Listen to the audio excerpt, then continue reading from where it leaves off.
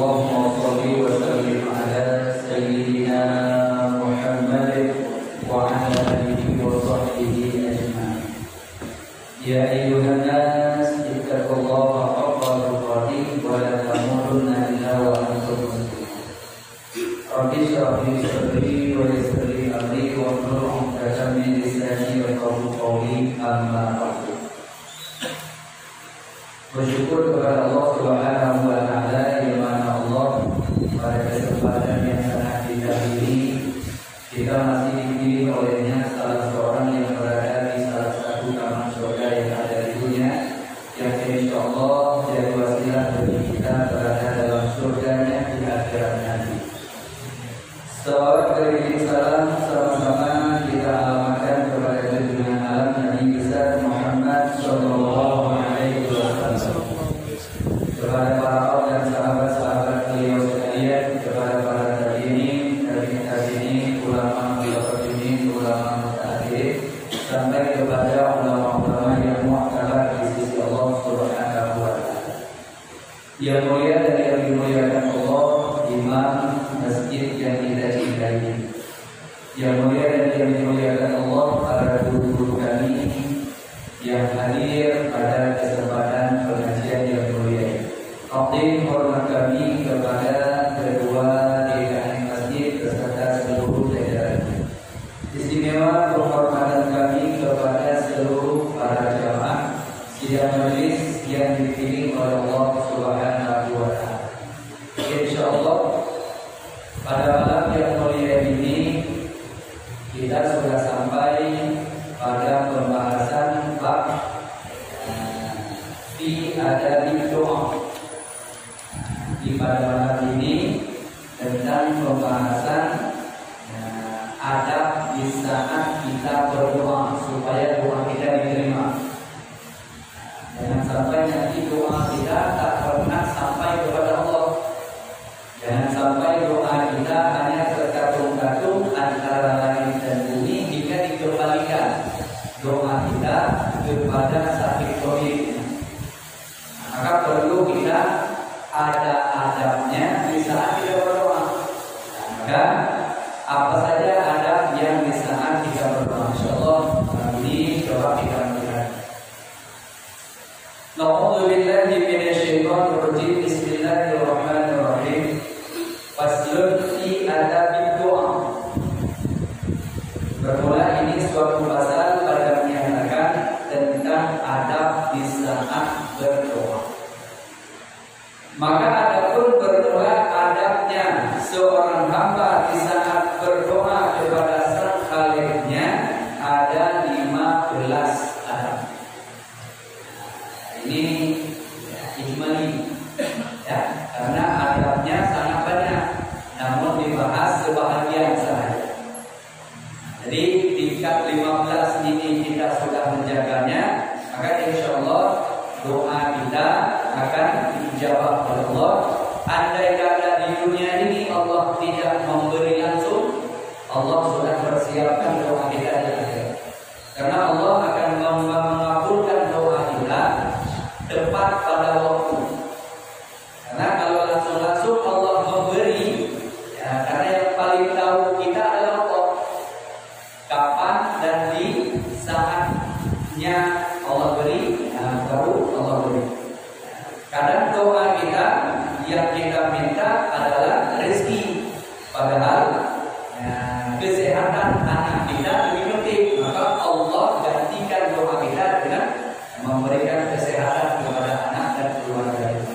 Maka jangan pernah putus asa di dalam kita berdoa. Tapi dengan catatan, di saat kita berdoa mesti kita hadirkan adab-adabnya untuk berdoa.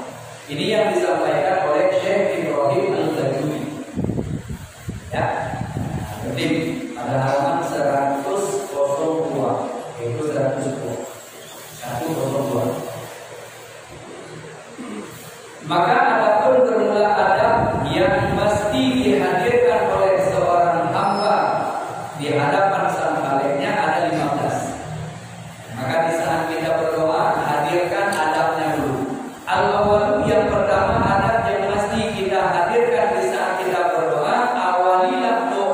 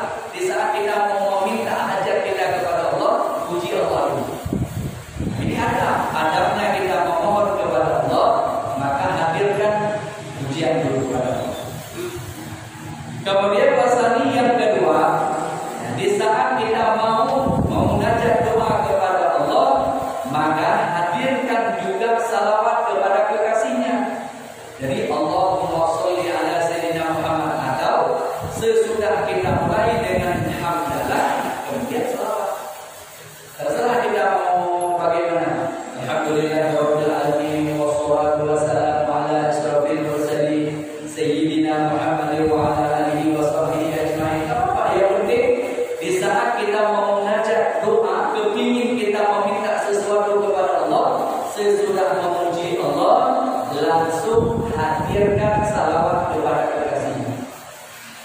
Karena doa kita tak akan pernah sampai kalau kita tidak bersalawat. Karena salawat itu bagaikan perangko. Ya, di saat kita kirim surat harus ada perangko. Kalau enggak pos enggak bunyi. Begitu pula doa yang ingin kita hantarkan, maka jangan pernah kita luput bersalawat. Ini yang kedua, adab hamba di saat memunajat, memohon kepada Allah, hadirkan salawat. Sesudah puji langsung salawat. Kemudian wasalisu yang ketiga, di saat kita berdoa di dalam keadaan berwudu, dalam keadaan suci, yang lebih afdolnya lagi sesudah sholatnya. Sesudah sholat, baik sholatnya sunat ataupun sholat fardu. Nah, ini penting untuk kita pahami menyangkut dengan masalah di saat kita berdoa, maka kita adab dengan Allah dalam keadaan suci. Walau misalnya kita berdoa di keadaan tidak suci, nah, itu sah-sah saja, tetapi kita tak punya adab dengan Allah. Nah, maka berdoa kepada Allah itu dalam keadaan berwudu, dalam keadaan suci daripada hadas kecil, ya, maupun hadas besar. Ini adab. Walaupun ada orang yang mau munajat doa tidak dalam keadaan berwudu, tapi tidak punya adab. Ini yang ketiganya yang perlu untuk dihadirkan di saat kita mau meminta sesuatu kepada Allah, pastikan diri kita ini sedang dalam keadaan berwudu. Kalaupun saya tak berwudu, bagaimana? Apa tak perlu berdoa? Berdoa dalam keadaan tidak berwudu, maka tidak punya adab dengan Allah. Karena kita kan meminta sesuatu kepada Allah yang kita butuhkan, yang kita inginkan, maka hadirkan adab dulu. Kalau dengan egois kita atau dengan apa namanya, ya, dengan arogan kita meminta sama manusia saja tak dilakukan. Maka hadirkan, karena Allah Maha Suci, Allah senang kepada orang yang suci, yang bersih, ya, yang suci daripada hadas. Ini yang ketiga.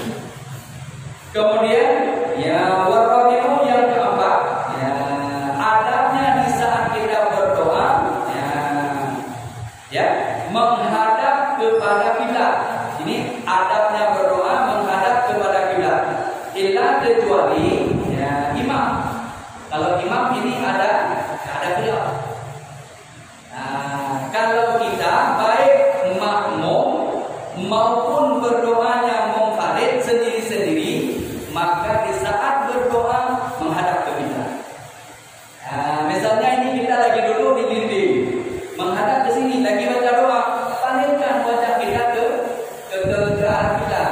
Jadi balik, jangan nanti kita duduk di dinding karena ke sini ya sudah kayak seperti dindingnya, jadi berhadapan jauh daripada menghadap ke kiblat. Berdoa tidak menghadap ke kiblat itu bilang adabnya. Jadi adab kita berdoa, maka menghadaplah ke arah kiblat. Baik kita munfarid sendiri atau kita secara berjamaah. Kecuali imam, karena imam ada disunatkan bagi imam sesudah salam dia berpaling badannya, bahu kanan ke arahnya makmum, bahu kirinya ke arah kiblat, seperti ini.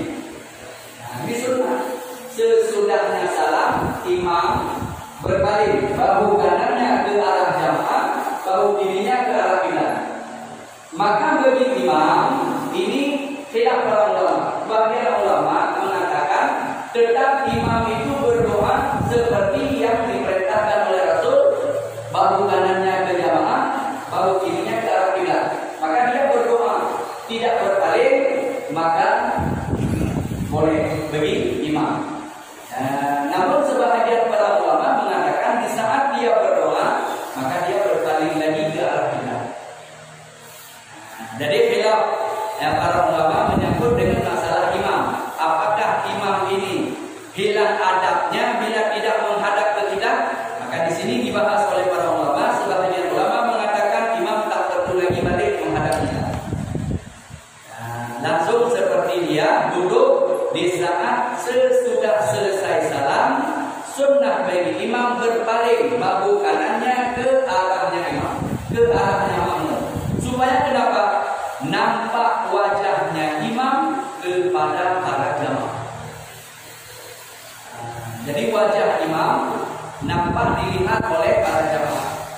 Karena melihat wajahnya imam, sesudah kita sholat, melihat wajahnya imam itu mendapatkan pahala. Jadi sesudah kita sholat berjamaah, lihat imam itu, wajahnya imam itu mendapatkan pahala. Bahkan di dalam satu pembahasan dibahas, ya, melihat wajah imam. Apalagi imam itu merupakan syekhul, guru-guru kita. Maka mendapatkan pahala sama seperti kita bersedekahnya 1000 ekor kuda. Masya Allah, bukan sedikit pahalanya. Menatap wajah imam, apalagi imam itu ya syekhul, guru-guru kita. Maka sesudah kita selesai sholat, ya makanya kenapa imam disuruh berpaling supaya wajahnya, kalau langsung ke sana menghadapkan wajah imam nggak nampak sama makmum. Makanya sunnah berpalinglah imam, bahu kanannya ke arah jamaah, bahu kirinya ke arah kita. Jadi sudah nampak wajahnya imam daripada para jamaah. Ya, jadi khilaf di sini menyangkut dengan masalah yang menghadap kiblat ya seorang imam. Tapi kalau jamaah dan munfarid, maka itu tetap adabnya menghadap ke arah kiblat. Jamaah atau munfarid kita sendiri berdoanya, maka pastikan kita menghadap ke arah kiblat. Itu adalah adab. Jadi adab ini bila kita jaga, maka tarif tarif kepada diterima, lebih dekat kepada doa kita diijabah. Ini perlu untuk kita hadirkan di saat kita mau munajat kepada Allah. Jadi bagi imam itu yang bisa memilih. Kalau imam mau balik lagi ke arah kiblat, mau berdoa, boleh. Ada sebahagian ulama berpendapat seperti itu. Dan andai kata tiada dia berpaling daripada tadi menghadap ke arah kiblat, maka pun diperkenankan. Ini bagi imam supaya dia bisa nampak wajahnya kepada jamaah. Adapun berpaling langsung imam ini ke arahnya jamaah, maka di situ juga diperkenankan.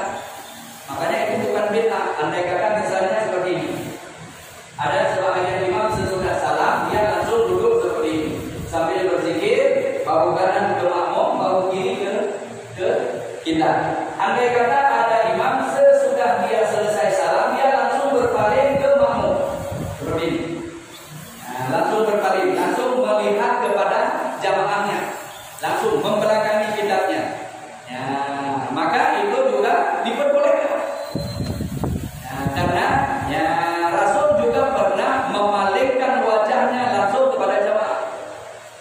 Cuma para ulama mengatakan andai kata dilihat karena fi'lun perbuatan Rasulullah itu juga hadis.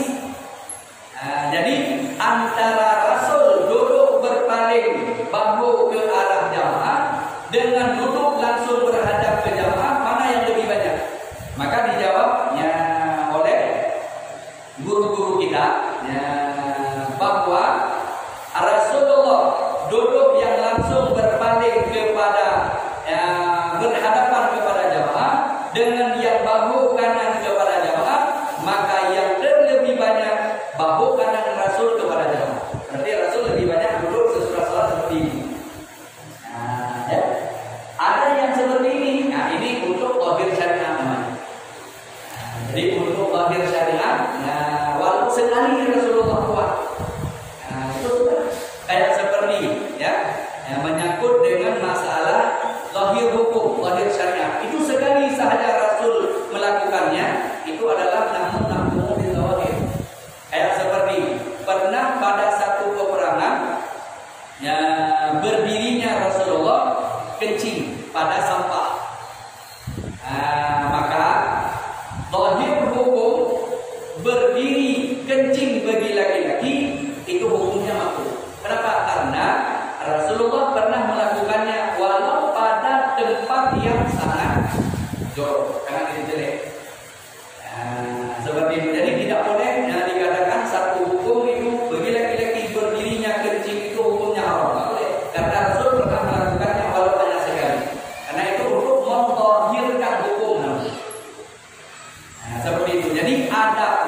tidak akan hilang adabnya bagi seorang imam di saat berdoa, andai kata dia langsung berhadapan ke jamaah, andai kata dia bahu kanannya ke jamaah, atau dia langsung boleh berpaling lagi menghadap ke arah kiblatnya. Maka itu diperkenankan bagi imam. Tapi bagi kita jamaah, bagi kita makmum atau munfarid, tetap adab kita di saat berdoa menghadap ke arah kiblat. Ini yang perlu untuk kita hadirkan. Kemudian kol-khamisu yang kelima, adabnya berdoa kita di saat memunajat kepada Allah, meyakini doa kita ini dijawab. Di saat kita berdoa, yakin kita ini doa saya diterima. Jangan nanti yang penting aku berdoa diterima nggak diterima ada urusan. Itu tidak boleh. Kenapa? Karena itu berarti kita tidak berharap kepada doa asal-asalan itu namanya. Maka di saat kita memunajat, memohon kepada Allah dengan penuh keyakinan kita, meyakini doa kita ini diterima.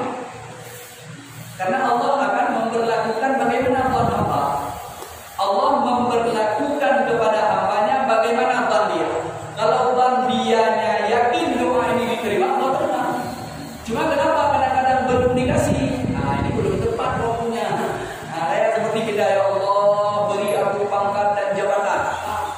Ternyata nggak dikasih oleh Allah. Kadang kalau dikasih jadi firman. Makanya nggak dikasih.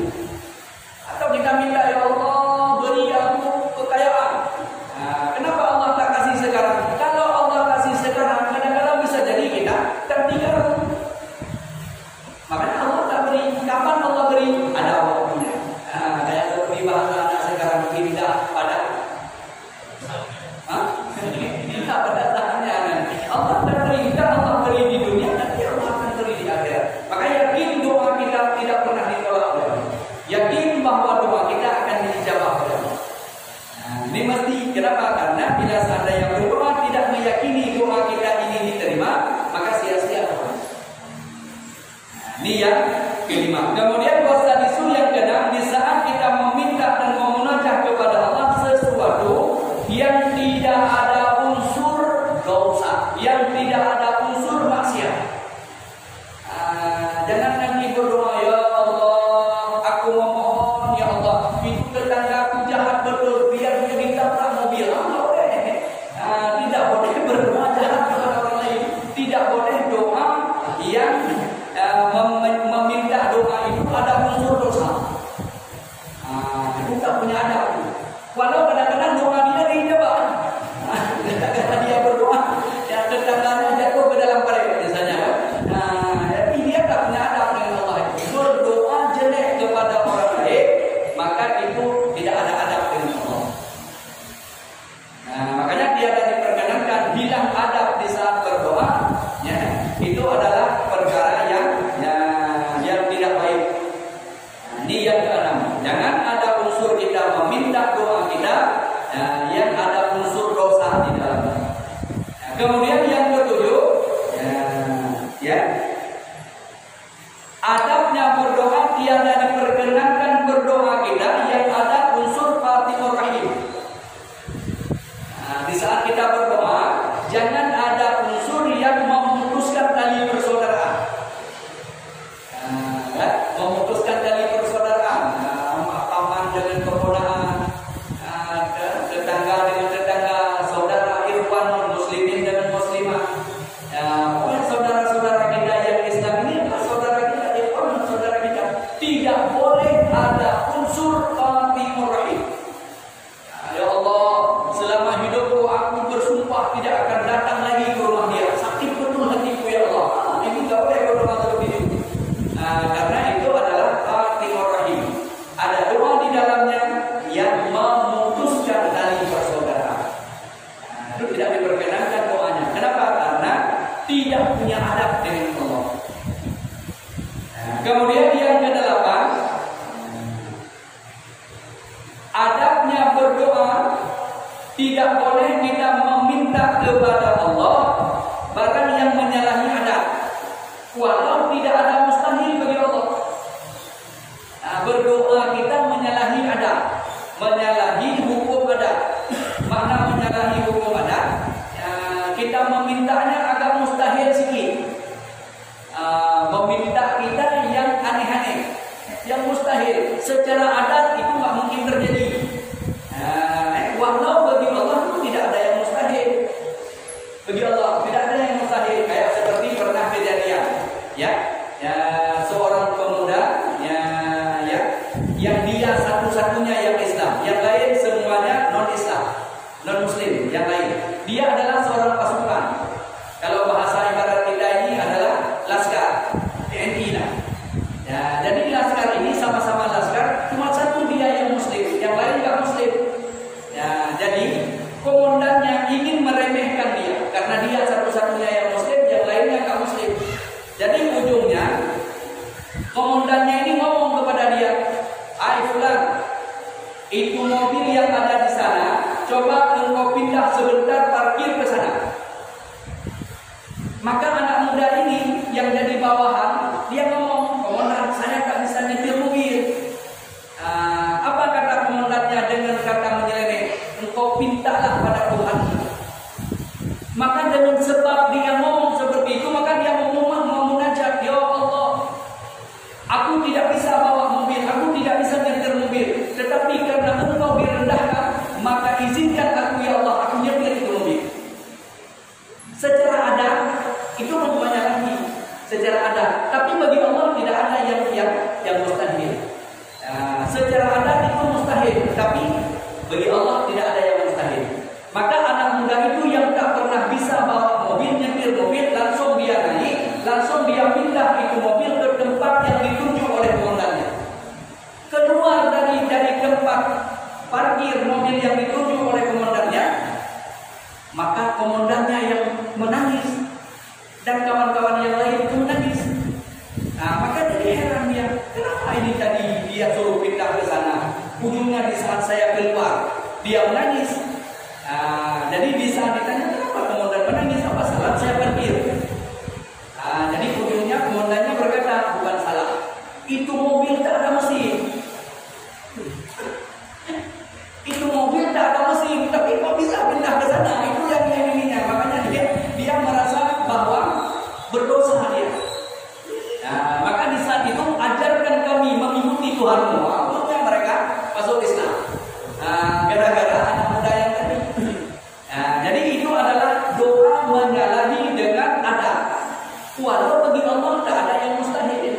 Doa yang mustahil secara hukum adat, maka tiada diperkenankan kita meminta doa yang mustahil dengan adat.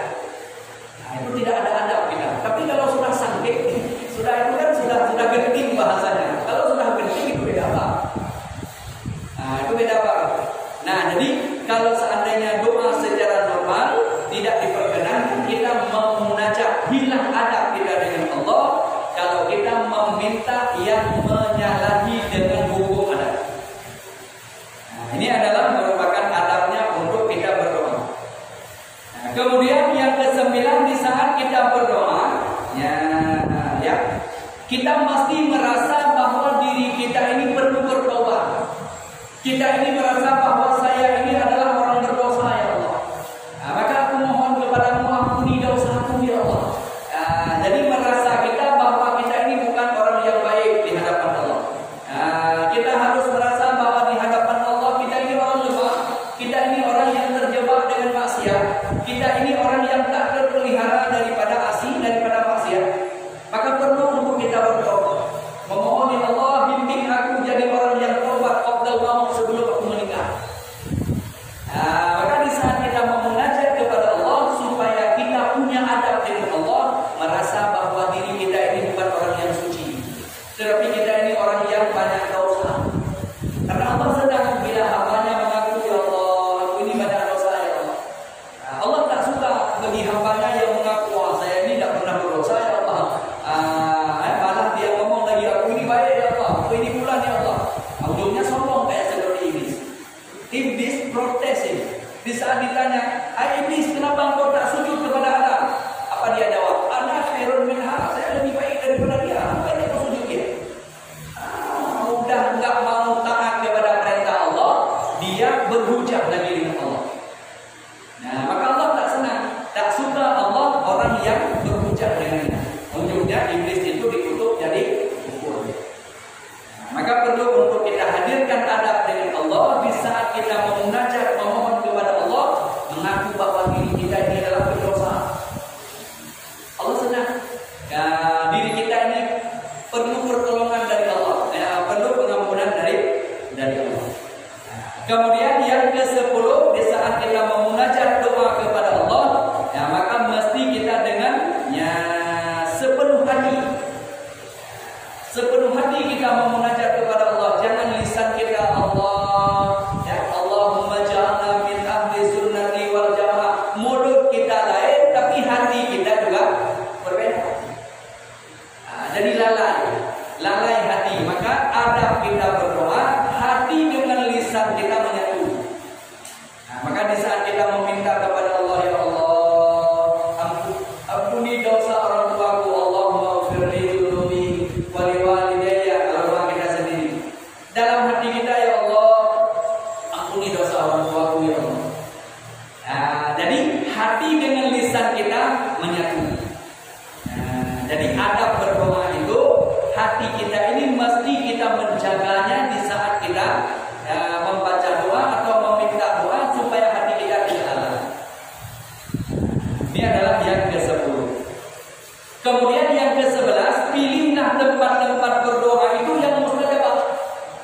Mana tempat yang mustajabah doa? Salah satunya sesudah salat. Sesudah salat, maka di mana tempat kita salam, disitulah tempat mustajabah doa. Makanya setelah kita salat, jangan buru-buru pindah. Ini kalau kita langsung assalamualaikum warahmatullah, langsung kita kabur ke belakang atau langsung kita pindah ke tempat lain, berarti kita telah menghilangkan tempat yang mustajabah doa. Maka jangan pindah tempat dulu.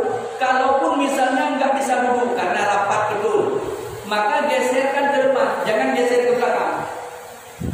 Ini tempat kita berdiri. Bila seandainya kita duduk secara satu baris ini, nggak bisa duduk karena rapat kali, maka maju kita ke depan. Yang penting kita masih di antara berdiri dan di antara sujud. Sujud kita di sini, berdiri kita di sini, duduk kita di antara berdiri dan di antara sujud. Berarti kalau dimisal sujud kita di sini, maka maju ke depan dulu sedikit. Jangan geser ke samping, jangan geser ke belakang. Kalau kita geser ke belakang, walau kita sedikit gesernya, ternyata kita sudah di luar daripada tempat berdiri, maka kita sudah menghilangkan tempat mustajabah doa. Nah, ini pilih tempat-tempat yang mustajabah doa. Salah satunya sesudah salam, baik itu sholatnya sunat atau sholat yang wajib atau sholat apa saja. Nah, maka jangan pindah kita sebelum kita berdoa di tempat itu. Karena itu salah satu bagian daripada tempat yang mustajabah doa. Kemudian tempat yang mustajabah doa baina antara azan dan iqamah. Sesudah azan, maka itu perbanyak doa. Karena itu salah satu tempat yang mustajabah doa. Azan zuhur ke, azan asar ke, azan maghrib ke, azan isya ke, terserah. Yang penting antara azan dan iqamah itu adalah tempat mustajabah doa. Maka perbanyak doa. Jangan banyak cerita di situ. Jangan banyak lalai kita di situ. Jangan banyak kita melakukan hal-hal yang lain. Karena antara azan dan iqamah itu salah satu tempat yang mustajabah doa. Maka perbanyaklah berdoa. Kemudian selanjutnya tempat yang mustajabah doa baina antara dua khutbah. Duduknya khatib antara dua khutbah. Khatib duduk antara dua khutbah. Maka di saat khatib duduk antara dua khutbah, maka baca doa di situ. Perbanyak doa di situ. Setidak-tidaknya kita sempat membaca doa selama imam atau doa sapu jaga. Rabbana atina fid dunya hasanah wa fil akhirati hasanah wa qina adzabannar. Itu doa yang luar biasa ya. Dunia bahagia, akhirat bahagia. Makanya sebagian orang mengatakan itulah doa sapu jaga. Doa yang melengkapi semuanya. Karena di dunia bahagia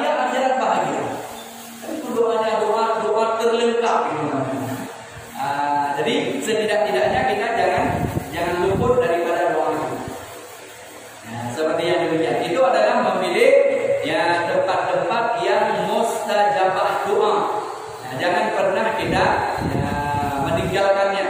Karena pilihlah tempat-tempat yang mustajabah doa, diantaranya yaitu sesudah selesai salam. Maka tempat di mana kita salam jangan pindah dulu sebelum kita berdoa di situ. Jangan nanti kita pindah dulu ke tempat lain. Itu berarti kita sudah menghilangkan tempat mustajabah doa. Itu di negeri Ajamiyah. Bagi kita ini di Ajamiyah. Namun bila seandainya kita berada di negeri Haramain, di negeri dua tanah haram, Haram Mekah dan Haram Madinah, maka di situ amat banyak tempat-tempat mustajabah doa. Ada dua tempat tanah haram Mekah dan tanah haram Madinah. Itu beda apa lagi? Ini yang sedang dibahas ini, kita beradanya di tanah Ajamiyah, tanah Ajam. Ini tempat kita ini namanya Ajamiyah ini. Selain daripada Mekah dan Madinah, semuanya adalah Ajamiyah. Yang bukan Arab itu Ajam. Jadi bila kita berada di negeri Ajamiyah, maka carilah tempat-tempat, pilihlah tempat-tempat yang mustajabah doa. Setidak-tidaknya sesudah salam kita jangan beranjak sebelum kita memunajat doa. Dengan nanti assalamualaikum warahmatullahi wabarakatuh, assalamualaikum warahmatullahi wabarakatuh. Ya, yang Fatihah sambil jalan nggak sempat berdoa. Kalau ibu mengenahnya juga sambil jalan satu. Jadi setidak-tidaknya ada doa dulu sesudah kita selesai daripada salam. Karena itu tempat yang mustajabnya doa. Kemudian yang ke-12, ikhlas dalam berdoa. Berdoa jangan ada paksaan. Dan juga disunnahkan menadahkan tangannya sekurang-kurangnya setara dengan dadanya seperti ini. Ini adab berdoa. Setara dengan dadanya. Ya, atau setara dengan bahunya. Setara dengan bahu. Setara dengan dada berarti seperti ini. Kalau setara dengan bahu setingkat ini. Dan tiada mengapa kalau seandainya lebih daripada batas bahunya, agak tinggi sedikit. Itu tiada mengapa. Dan hilangnya adab berdoa di bawah daripada dada. Ini berdoanya seperti ini. Ini letaknya, ini tangan di atas lutut. Ini berdoa yang tangan di atas lutut ini ibarat bahasa diterima nggak apa-apa.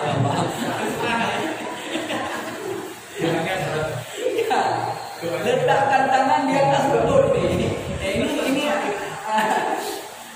hilang adabnya berdoa. Jadi di saat kita berdoa, pastikan kita punya adab dengan Allah. Jangan berdoa kita hanya meletakkan tangan di atas lututnya. Itu hilang adab. Itu menunjukkan bahwa seperti yang kita bahas tadi, diterima nggak apa-apa ya Allah. Maka perlu kita punya adab. Setidak-tidaknya, sekurang-kurangnya angkatlah tangan kita setara dengan dada, berarti setingkat ini. Jadi kalau seandainya tinggi, berarti setara dengan bahu. Kalau tinggi sedikit di atas itu tiada mengapa. Berarti yang memunajat tangan agak tinggi sedikit. Ini kan, ini nampaknya agak serius sedikit ini. Enggak bermasalah, ya Allah, kan tangannya agak tinggi sedikit. Tapi kalau ya Allah, tangan atas lutut kan. Allah pun kata ini benar atau tidak ini. Makanya punya adab kita dengan Allah, tangan kita diangkat. Dan di saat kita memunajat doa, bila permintaan doa itu sebagai rahmat, maka telapak tangannya kita ini ke atas. Tapi bila seandainya kita meminta doa lafaz bala, maka disunnahkan telungkup. Maka kita dengar di saat imam secara berjamaah atau kita sendiri di saat membaca Allahumma rifa'anna al-wala'a wal bala'a wad dina war riba wat tamum, maka sunnah telungkup karena dafa itu. Karena dafa pelak.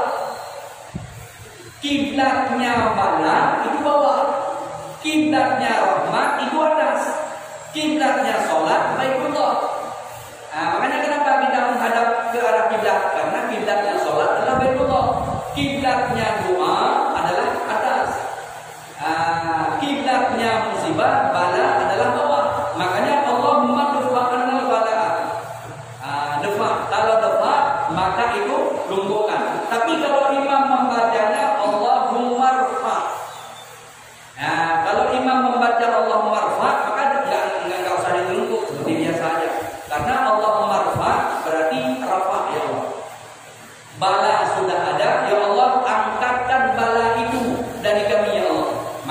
tetap seperti ini.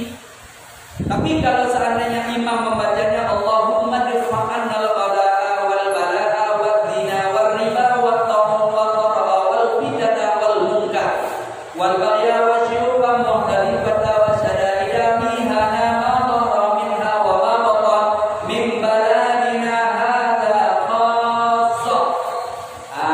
Tertentu balanya tertentu. Itu dapat. Kalau dapat berarti belum sampai itu bala. Jangan ya Allah hadirkan bala itu, maka namanya kok sholat. Nah, jadi sunat tangan kita terlungkup. Sunat terlungkup. Makanya dengar di saat imam membacanya apakah Allahumma rfa atau Allahumma dfa. Ya, kalau Allahumma dfa maka terlungkupkan tangannya. Ya, kalau Allahumma rfa maka tangan seperti biasa, enggak apa-apa. Nah, karena itu angkat. Berarti kalau angkat bala sudah ada. Tinggal ya Allah angkatkan bala itu, angkatkan musibah itu, angkatkan ya Allah, jauhkan itu ya Allah. Pindahkan itu ya Allah. Itu namanya angkat, rafa namanya. Tapi kalau dfa maka jangan engkau dekatkan itu musibah kepada kami ya Allah. Musibah munkar engkau jauh ya Allah. Musibah riba engkau jauh ya Allah. Kita tolak. Maka ini penting untuk juga kita pahami. Karena kenapa? Karena menadahkan tangan kita itu adalah merupakan adab kita di dalam berdoa. Itu yang ke-13. Menadahkan tangan kita di saat kita membaca doa atau meminta pertolongan, meminta doa kepada Allah Subhanahu wa taala, memunajat. Kemudian yang ke-14, adabnya berdoa itu ditutup lagi dengan salawat. Yang pertama tadi pujian, kemudian iringi dengan salawat. Kemudian nanti di saat kita mau tutup dengan doa, mau tutup doa, maka tutup lagi dengan salawat. Wassallallahu ala sayyidina Muhammadin wa ala alihi wa sahbihi. Subhana rabbika rabbil izzati amma yasifun wa salamun alal mursalin. Itu adalah kita tutup lagi dengan salawat. Itu ada adabnya berdoa. Kemudian yang terakhir yang ke-15, ya, adabnya doa dan terlebih hampir ya kepada ijabahnya doa, di akhirnya doa maka dibacalah Fatihah. Maka membaca Fatihah sesudah doa itu bukan bid'ah. Ini hanya ada satu buku yang ditulis membaca Fatihah sesudah doa bid'ah katanya. Gimana ini ceritanya bisa bid'ah? Sementara yang membaca Fatihah sesudah doa ini hadis riwayat Imam Muslim. Hadis riwayat Imam Muslim sesudah selesai doa baca Fatihah. Kenapa? Karena Rasulullah pernah didatangi oleh malaikat. Nah, berkata dia, ya Rasulullah, ada dua cahaya yang diberikan kepadamu dan tidak diberikan kepada nabi-nabi sebelum kamu. Apa itu? Yang pertama Fatihah, yang kedua amanah Rasul, untaian daripada akhir surat Al-Baqarah. Nah, maka lam taqra kita baca satu huruf saja, maka itu asbab diterima doa. Allah tak pernah menolak doa. Makanya para ulama-ulama kita, para guru-guru kita kan setiap selesai doa pasti ditutup dengan Fatihah. Kenapa orang yang baca Fatihah sesudah doa itu doanya tidak ditolak? Asbab diterima doa kita membaca Fatihah. Makanya ini adalah merupakan adab ya yang terakhir perlu untuk kita pahami. Membaca Fatihah sesudah doa itu adalah lebih hampir dan lebih korek untuk diterima, bukan bid'ah. Jadi kalau seandainya ngomong bid'ah itu kurang baca saja, ya, kurang membacanya saja. Padahal itu hadis riwayat Imam Muslim, karena Imam Muslim. Imam Muslim adalah merupakan perawi hadis yang unggul. Bila bertentangan imam-imam yang lain dengan Imam Muslim, wajib dahulukan Imam Muslim. Bila bertentangan Imam Muslim dengan Imam Bukhari, maka wajib mendahulukan Imam Bukhari. Hadis riwayat Imam Bukhari dan Imam Muslim ini yang terkuat hadisnya. Makanya jangan pernah kita ikuti, kita tak memahaminya. Jadi ujung-ujungnya membaca Fatihah sesudah doa itu bid'ah dan masya Allah. Jadi ini penting untuk kita hadirkan supaya kenapa? Supaya tidak melakukan seperti yang demikian, ya,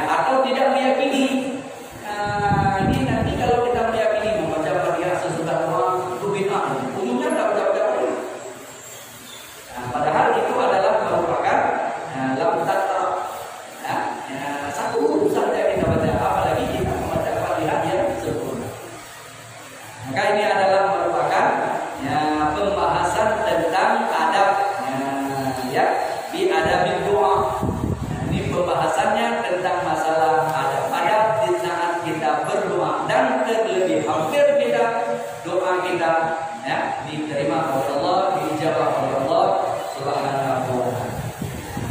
Ini yang bisa kami hadirkan ya, sebelum kita tutup sambil kita menunggu sholat Isya. Kami beri kesempatan kepada para jemaah yang ingin bertanya. Ya, silakan Pak Muslim. Di Pak Muslim dulu. Waalaikumsalam warahmatullahi wabarakatuh. Ya.